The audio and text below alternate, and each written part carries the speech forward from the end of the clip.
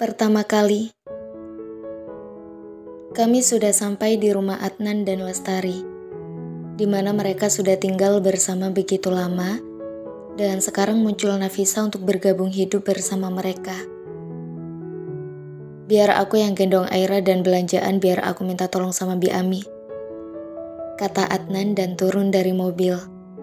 Membuka pintu mobil di bagian Nafisa dan menggendong Humaira untuk dipindahkan ke dalam kamar agar Humaira bisa tidur lebih enak. Nafisa ikut masuk ke dalam rumah dan di dalam rumah begitu banyak perabotan mahal dan berkelas. Di setiap dinding rumah terpajang foto Adnan bersama Lestari yang memperlihatkan bagaimana kebahagiaan yang ada di dalam rumah tangga mereka. Nafisa merasa begitu bersalah telah masuk ke dalam rumah tangga mereka sebagai madu atau orang ketiga. Kalaupun Nafisa bisa memilih, dia tidak ingin berada dalam situasi seperti ini. Dia tidak ingin masuk ke dalam rumah tangga orang, dan dia tidak ingin menjadi orang ketiga di dalam hubungan. Tapi sayang, semuanya sudah diatur sama Allah Subhanahu wa Ta'ala, dan kita sebagai hambanya hanya bisa menerima dengan ikhlas serta sabar untuk menjalani semua ini. Kita harus percaya di setiap peristiwa, pasti ada hikmah yang akan kita dapatkan, walaupun kita tidak akan menyadari dalam waktu yang cepat. Aira tidur di kamar kamu atau kamar tamu aja? Tanya Adnan dan membuyarkan lamunan Nafisa. Kamar aku aja, jawab Nafisa dan setelah itu mengikuti Adnan menaiki anak tangga untuk menuju lantai 2. Nafisa membantu membukakan pintu kamar yang tidak jauh dari letak tangga. Dan betapa terpesonanya Nafisa dengan keadaan kamar yang pintunya baru saja terbuka. Kamar itu memiliki warna putih dan juga biru.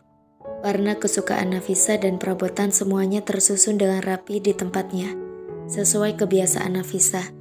Serta di atas kepala kasur, terdapat foto pernikahan Adnan dan Nafisa saat acara akad nikah. Adnan meletakkan tubuh Humaira ke atas kasur dengan pelan, agar tidak membangunkan Humaira dan setelah itu, Nafisa memakai selimut di badan Humaira sampai batas leher. Pakaian kamu sudah dimasukkan semua ke dalam lemari, beritahu Adnan. Makasih mas, ucap Nafisa. Lebih baik sekarang kamu juga istirahat, karena selama di rumah Sakura kamu sangat jarang tidur, kata Adnan ke Nafisa. Aku mau bantuin akad belanjaan dulu, sekalian aku mau mencuci baju Aira yang tadi baru dibeli agar bisa dipakai, kata Nafisa. Nanti biar aku minta Bi Ami saja untuk mencuci baju Aira, kata Adnan. Aku masih bisa untuk mencuci sendiri, dan juga sekarang sudah ada mesin cuci, tinggal dimasukkan dan tekan tombol selesai, kata Nafisa. Ya udah kalau itu mau kamu, kata Adnan dan setelah itu mereka berdua keluar dari kamar. Nafisa membantu membawa belanjaan masuk ke dalam rumah dan meletakkannya ke dapur, sedangkan semua pakaian Humaira yang baru dibeli langsung dimasukkan ke dalam mesin cuci untuk dicuci terlebih dahulu. Biar saya aja non, larang Bi Ami saat Nafisa ingin memasukkan buah-buahan ke dalam kulkas. Sudah Bi, Bibi kerjakan yang lain saja, dan mulai sekarang panggil saya Nafisa, tidak pakai kata non, kata Nafisa dan kembali lanjut memasukkan buah-buahan ke dalam kulkas. Bibi sudah lama kerja di sini, tanya Nafisa dan menutup pintu kulkas karena sudah selesai memasukkan semua buah. Sudah non. Nafisa maksud Bibi. Mungkin hampir 5 tahun saya kerja di sini, jawab Bi Ami dan menyusun bumbu masak ke tempatnya. Bi, buatkan saya teh hangat, pinta Adnan ke Bi Ami. Iya tuan, kata Bi Ami dengan sopan. Biar saya saja Bi yang buatkan teh untuk Mas Adnan. Bibi lanjutkan kerja aja, kata Nafisa dan mengambil alih cangkir yang dipegang oleh Bi Ami. Nafisa membuatkan teh untuk Adnan dan membawanya ke meja makan. Karena Adnan sedang duduk di sana dengan tangan kanannya memegang HP, serta pandangan fokus ke layar HP yang ada di tangannya. Ini mas tehnya, kata Nafisa dan meletakkan cangkir teh itu di depan Adnan. Kenapa kamu yang buat? Bi Ami mana? Tanya Adnan kaget saat melihat Nafisa yang meletakkan secangkir teh di hadapannya. Aku ini istri kamu, jadi aku yang harus mengurus keperluan kamu, bukan Bi Ami, kata Nafisa. Mas mau buah? Biar aku potongkan, tanya Nafisa ke Adnan. Boleh, tapi buah apel saja, jawab Adnan. Setelah itu Nafisa kembali ke dapur dan mengambil 2 buah apel dari dalam kulkas, mencucinya terlebih dahulu, dan setelah itu baru memotongnya. Beruntung Tuan menemukan istri seperti Nafisa yang mau mengurus Tuan, kata Bi Ami. Emangnya Mbak Tari selama ini gak pernah mengurus Mas Adnan? Tanya Nafisa ke Bi Ami walaupun sebenarnya dia akan tahu jawabannya seperti apa. Boro-boro untuk mengurus Pak Adnan. Untuk membuatkan teh saja Bu Tari tidak mau, jawab Bi Ami. Mulai sekarang, Nafisa yang akan memasak makanan dan mengurus Mas Adnan. Bibi tugasnya hanya membantu Nafisa, kata Nafisa. Siap Nafisa, kata Bi Ami. Aku antar ini dulu ke Mas Adnan, kata Nafisa membawa piring yang sudah berisi potongan buah apel dan tidak lupa 1 buah garpu. Ini Mas buahnya, kata Nafisa meletakkan piring tersebut di hadapan Adnan. Suapin, kata Adnan sedikit manja. Dasar manja, kata Nafisa dan menarik kursi di samping Adnan. Gak apa-apa manja sama istri sendiri, kata Adnan dan kembali fokus melihat layar HP-nya. Nafisa menusuk potongan buah menggunakan garpu dan mengarahkannya ke mulut Adnan. Dengan senang hati, Adnan menerima potongan buah dari Nafisa. Mau makan apa malam ini? Tanya Nafisa dan kembali memberikan Adnan 1 potong buah. Terserah kamu mau masak apa. Aku akan makan semua makanan yang kamu masak, jawab Adnan. Kalau aku masak kayu sama batu, kamu masih mau makan? Tanya Nafisa dengan bercanda. Aku belum mau mati dengan cara konyol seperti itu, kata Adnan dan meletakkan HP-nya ke atas meja makan. Kalau gitu, Mas mau makan apa? Biar aku gak bingung masakinya, tanya Nafisa lagi. Ayam asam manis, jawab Adnan. Itu aja, tanya Nafisa lagi. Iya, sisanya terserah kamu aja, jawab Adnan dan mengambil garpu yang ada di tangan kanan Nafisa. Oke, kata Nafisa. Mbak Tari sudah kasih kabar kapan pulang? Tanya Nafisa. Belum, nomornya tidak aktif saat aku hubungin, jawab Adnan. Mas sabar, mungkin HP Mbak Tari habis baterai, kata Nafisa. Nafisa bisa melihat di mata Adnan memancarkan rasa khawatir dan juga marah karena istri pertamanya tidak bisa dihubungin setelah terakhir kali Nafisa menghubungi Mbak Tari di rumah sakit. Disinilah tugas Nafisa berperan. Nafisa harus bisa memberikan perkataan yang bisa menghilangkan sedikit rasa khawatir Adnan dan juga menasehatinya agar tidak terbawa emosi saat Mbak Tari pulang nanti. Tidak terasa, sudah 1 minggu Nafisa tinggal di rumah ini dan sudah 1 minggu juga Humaira resmi menemani hidup. Bunda, teriak Humaira dari ruang keluarga.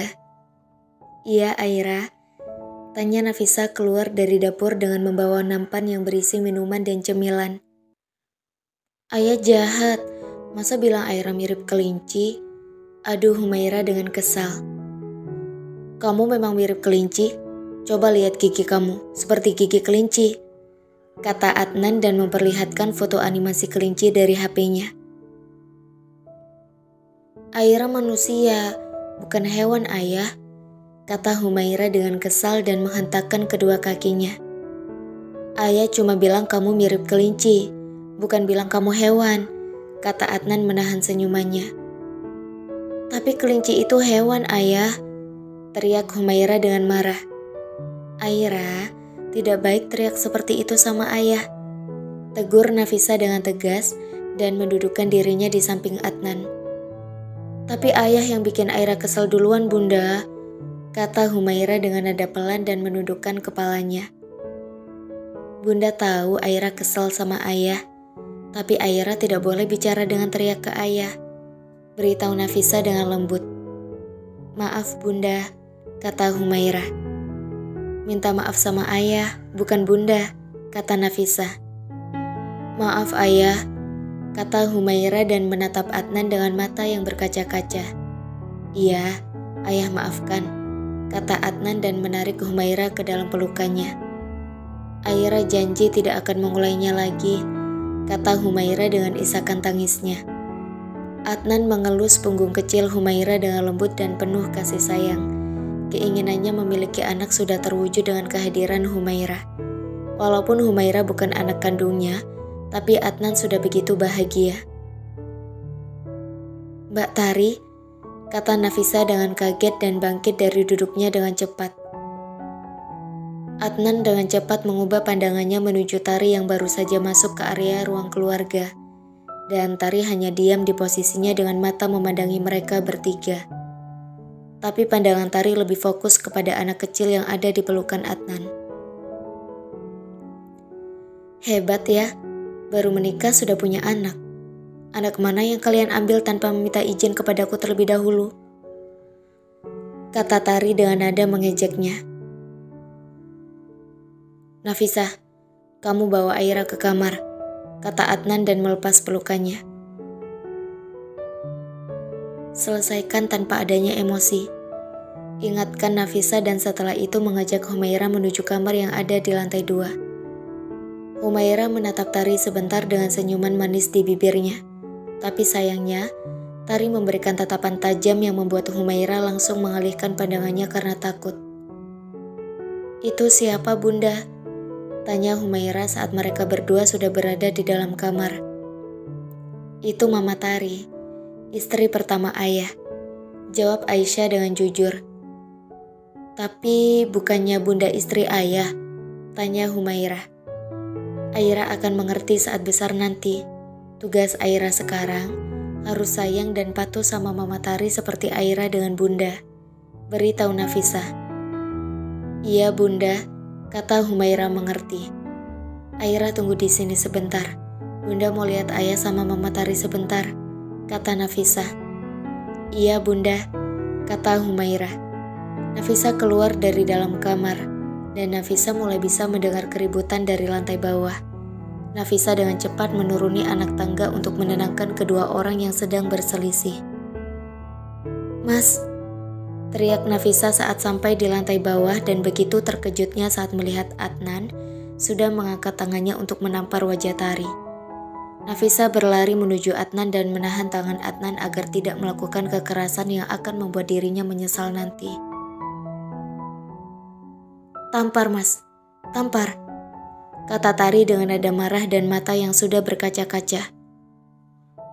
Kamu, kata Adnan dengan menahan emosinya. Mas, sabar, kata Nafisah dengan lembut dan menurunkan tangan Adnan. Hebat ya, lo bisa membuat Mas Adnan patuh terhadap lo, kata Tari dengan marah dan menunjuk wajah Nafisah. Setelah itu Tari berlari menuju ke dalam kamarnya. Dengan meninggalkan koper yang tadi dibawanya di ruang keluarga, Tari menutup pintu kamar dengan keras dan membuat Nafisah mengucapkan istighfar karena kaget. Mas duduk dulu, ajak Nafisah dan menarik tangan Adnan menuju sofa.